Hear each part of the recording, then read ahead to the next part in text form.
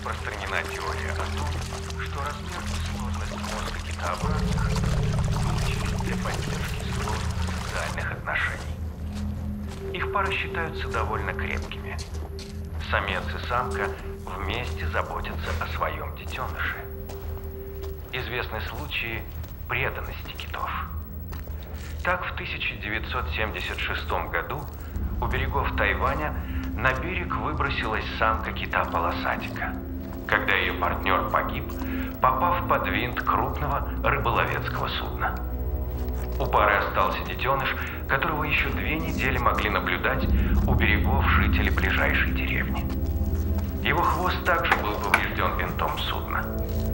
Через 12 лет, возможно, этого кита обнаружили исследователи в водах Антарктики.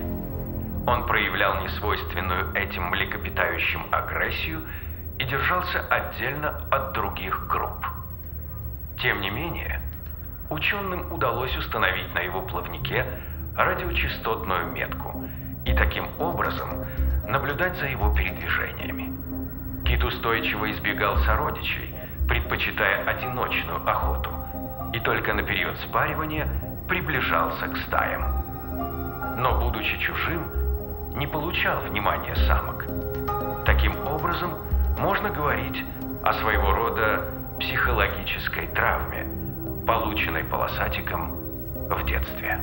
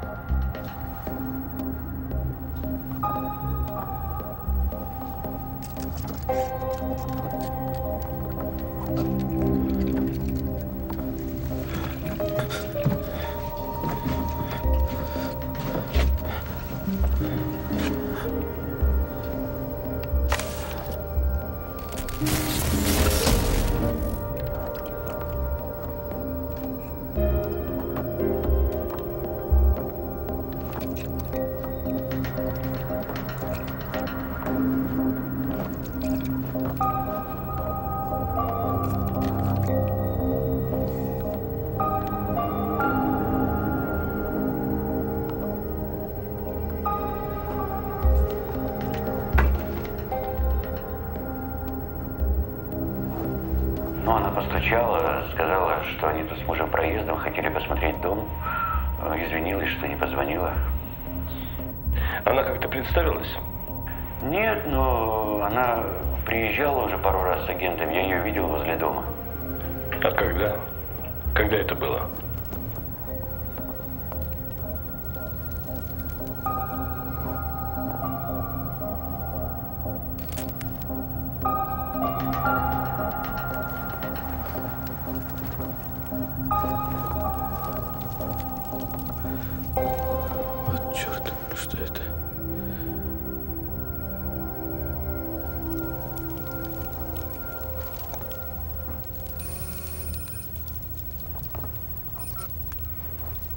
Здравствуй, счастливчик. Тебе несказанно повезло. Сегодня твой номер победил в нашей лотерее, и вы получаете удивительный, неожиданный приз. Что за лотерея? Не участвовал. Игрок отказывается от приза? Нет, но... И теперь настало время его торжественно заполучить. Это ваш подарок.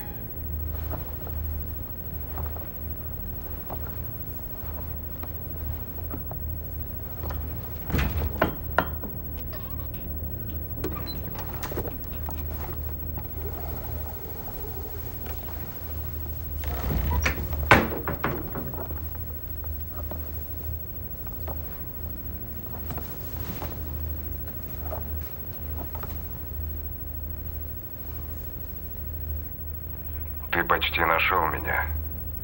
Где эта комната? Осталось ответить на последний вопрос, и главный приз твой. Зачем ты это делаешь? Знаю, ты часто не спишь по ночам. А это дело напоминает тебе твой кошмар. Как все похоже. Чья это кровь? Совсем ребенком вы с матерью уехали за город. Ольга? Это было после того, как отец ушел от вас. Она мертва? Он не смог пережить измену жены. Что сказала тебе мать? Ничего. Она молчала и постоянно плакала. А потом оставила тебя одного в холодной комнате. Где эта комната? Там, где ветер качает занавески. Ты помнишь? Твоя мать пела это тебе, когда ты был совсем маленьким. Она включила старый телевизор, шла передача про китов. А потом пошла и повесилась на крюке в кладовке. Ты ничего не знаешь. Я найду тебя, прострелю тебе печень, потом возьму нож и вырежу на твоем лице слово «ублюдок». Так тебя и запомнят. Точно, вспомнил. Она не повесилась, она вскрыла себе вены. Было много крови, когда ты нашел ее в ванне. Измена всегда заканчивается трагедией. Дверь была открыта, в комнате работал телевизор. Что там показывали, ты помнишь?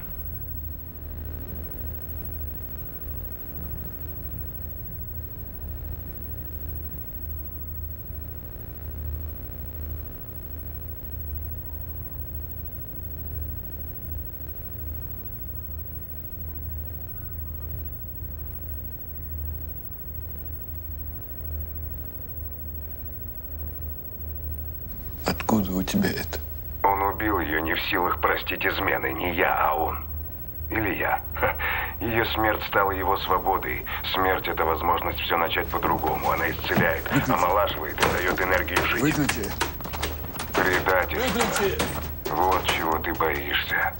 Когда уходит тот, кого ты любишь. И ты хочешь отомстить. Я найду тебя, слышишь? Я найду тебя, слышишь? Я найду тебя! Я найду тебя, слышишь? Я найду тебя, слышишь? Я найду тебя!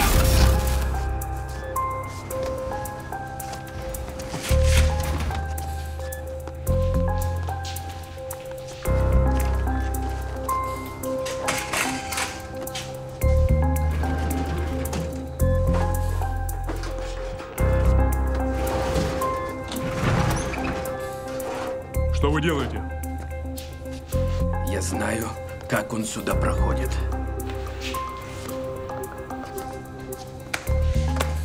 Знаю. Прекратить.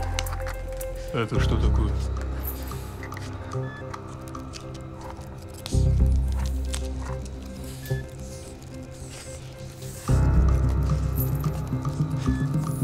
Это его глаза и уши. Они грызут провода. Если его не остановить, то они постепенно пробираются в мозг.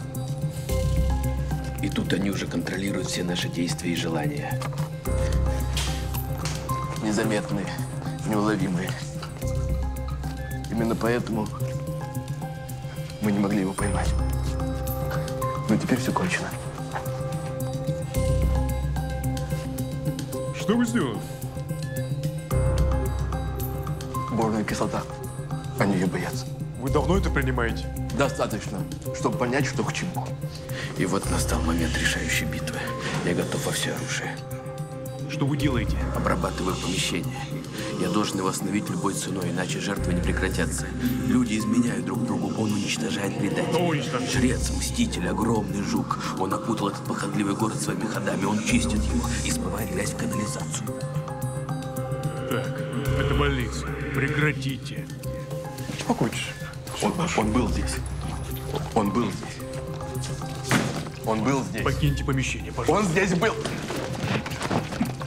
Кого сюда не впускать и не выпускать, это приказ.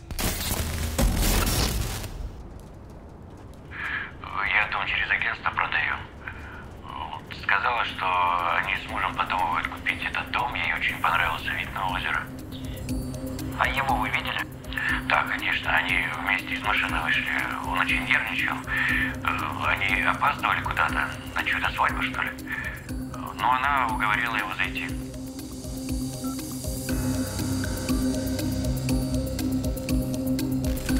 Помню твою шутку в Праге. Ты сказал, что ревность могут пережить сильные мужчины, и что ты совсем не такой.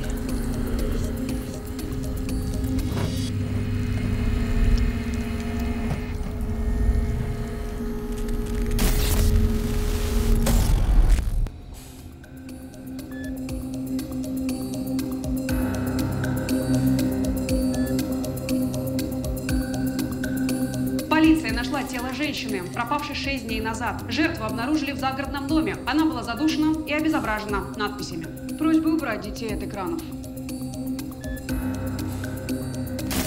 Убийство произошло в этом доме на берегу озера Янис. Полицейские увидели страшную картину расправы над жертвой. И до сих пор не ясно, женщина умерла от удушья или от потери крови. А вы видели, как он уехал? Да, он выскочил весь на нервах. Я еще спросил, что случилось. Ну что скромничать, это я обнаружил место убийства. По трагическому стечению обстоятельств я был в этом доме еще ребенком. Но этот изверг еще на свободе, и не он один. У преступника есть сообщница в больнице. Кто-то позвонил Ирине отсюда. Я думаю, что это кто-то из медперсонала.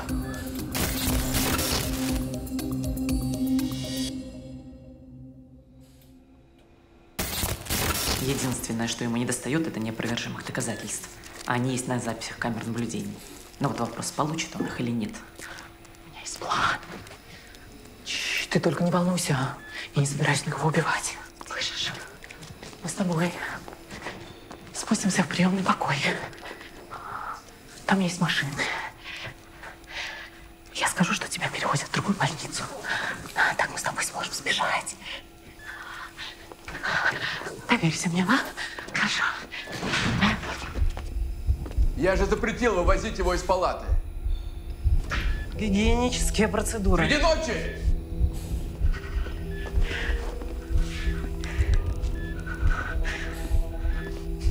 Да.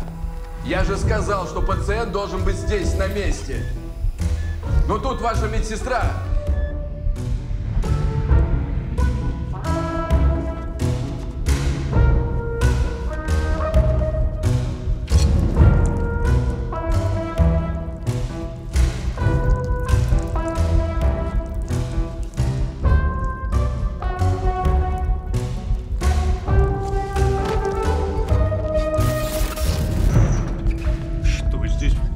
Происходит.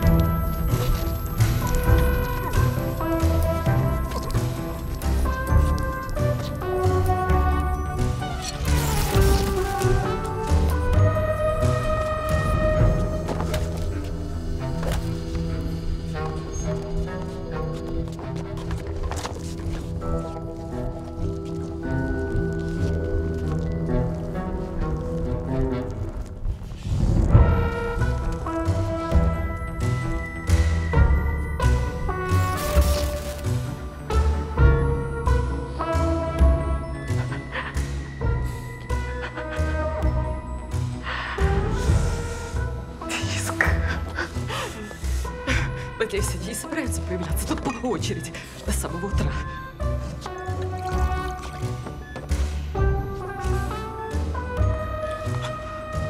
Но не будем отвлекаться. Нам нужен диск.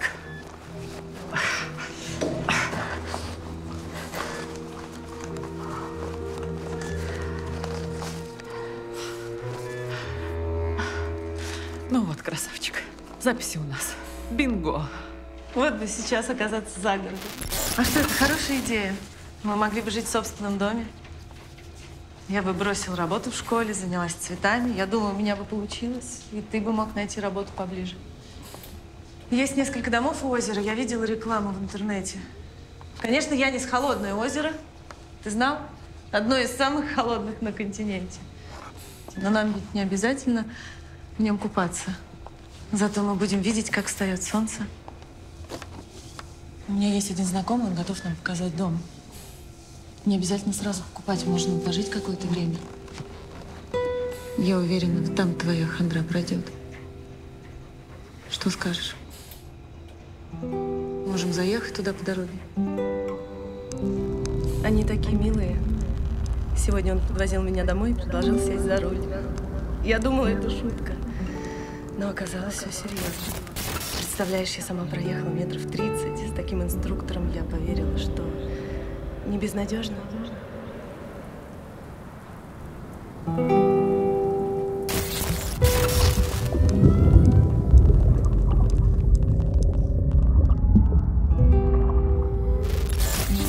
Полиция нашла тело женщины, пропавшей 6 дней назад.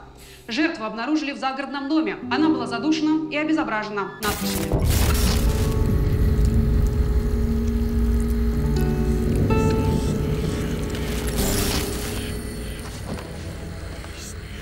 Все произошло из-за этого зонта. Да? Ты хотел узнать, где я его оставила? Позвонил моей сестре. Да я же сказала, что провела эту ночь у нее. Но эта дура никогда не была сообразительной. И тогда ты понял, что есть кто-то еще.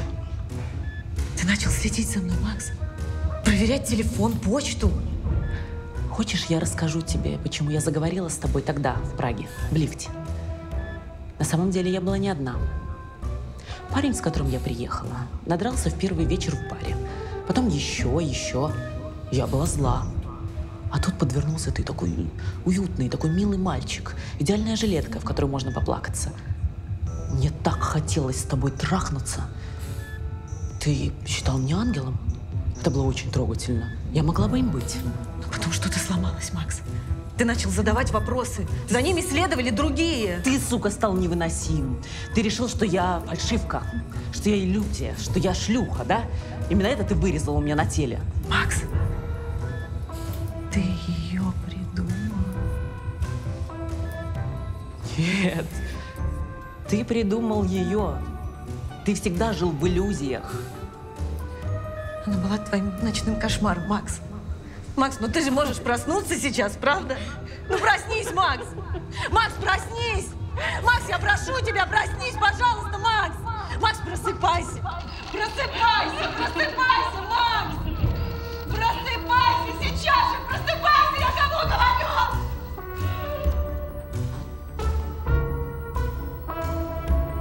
Правильный выбор. Безумчик. А я если плюс? Ты еще спишь? Больше думаешь? Знаешь, какие выражения? Вы меня слышите? Я сразу поняла. Хочу попробовать себя. Эй! Девушка, вы совсем не знаете. Пьяный сын. Шаховый Ефим. Моя мама любила всю французскую.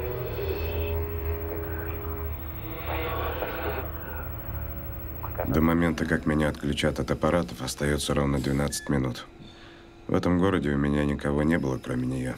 И вот когда ее не стало, то и мне здесь делать больше нечего. Так что можно заканчивать. 3, 2, 1. Отключайте.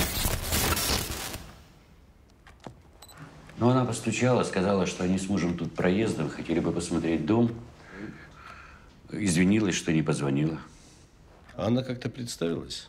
Нет, но она приезжала пару раз с агентом. Я ее видел возле дома. Она сказала, что они с мужем подумывают купить этот дом. Ей понравился вид на озеро. А его вы видели? Да, конечно. Они вместе из машины вышли. Он очень нервничал. Они опаздывали куда-то, на чью-то свадьбу, что ли. Вот. Ну, она уговорила его зайти. А вы вовнутрь не стали заходить? Нет, зачем? В таких делах третий лишний. И сколько они по времени были там? Ну, минут 20. 20 минут? Так долго? А чего там у вас осматривать? Вас ничего не насторожило? Нет, они хотели осмотреть дом, тут надо подумать. Осмотреть все это не так просто. Но я же не знал, что так получится. А вы видели, как он уехал? Да, он выскочил весь на нервах. Я еще спросил, что случилось. И что он сказал? Ну, про какой-то зонтик. Какой-то зонтик он там нашел в спальне. Нервничал, скочил в машину, поехал. Да не мудрено, что он в озеро улетел. Там такой поворот, что мудрено не вписаться. А это правда, что его мать покончила жизнь самоубийством, когда он был маленький?